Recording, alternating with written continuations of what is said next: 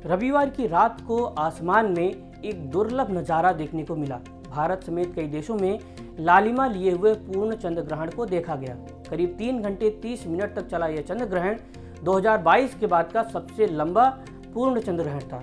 इस खगोलीय घटना का सनातन संस्कृति में बड़ा ज्योतिषीय महत्व है। धर्माचार्यों ने ग्रहण के दौरान कई सारी बातें बताई कि क्या करें या क्या ना करें।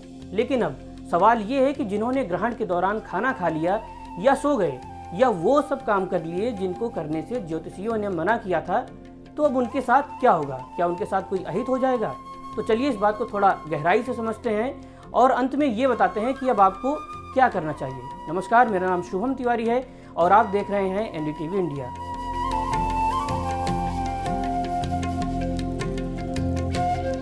तो सबसे पहले इस बात को समझते हैं कि ऐसा क्यों कहा जाता है कि ये काम करें और ये ना करें। तो ऋग्वेद के पुरुष सूक्त में लिखा गया है कि चंद्रमा मनसो जाता चक्षु सूर्यो अजायत। चंद्रमा विराट पुरुष यानी सृष्टि के निर्माता के मन से उत्पन्न हुआ। ज्योतिषीय अर्थ में कहें तो चंद्रमा मन का कारक है।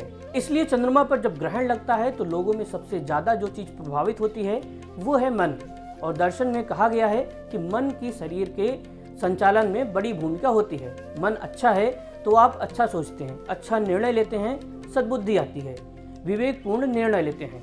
अब चूंकि मन या आपके दिमाग में चल रहे विचारों की प्रक्रिया जटिल होती है, इसलिए जो इसे समझने वाले हैं जैसे योगी और सिद्ध लोग, वो तो इसके अनुरूप व्यवहार करते हैं। लेकिन जो इसे नहीं समझते यानी आम जन, उनके लिए ज्योतिषियों और तत्वदर्शियों ने सीधे तौर पर कुछ काम ना करने की सलाह दी, क्योंकि उनको पूरी प्रक्रिया समझाने से बेहतर था कि सीधे सीधे कुछ गाइडलाइंस दे दी जाए।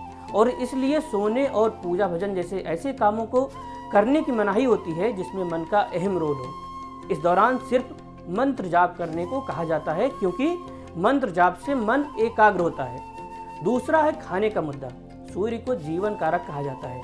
धरती पर हर प्राणी के भोजन निर्माण की प्रक्रिया में सूर्य की किरणों का अहम योगदान होता है।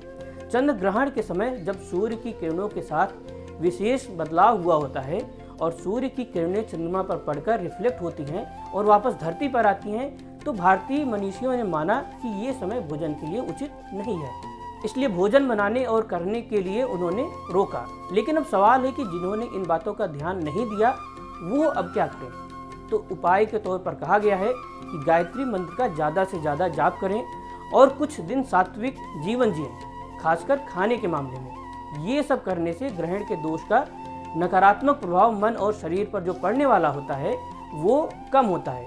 तो ये था चंद्र ग्रहण के समय निषेध किए जाने वाले कामों का कारण और उससे होने वाले दुष्प्रभाव का निवारण।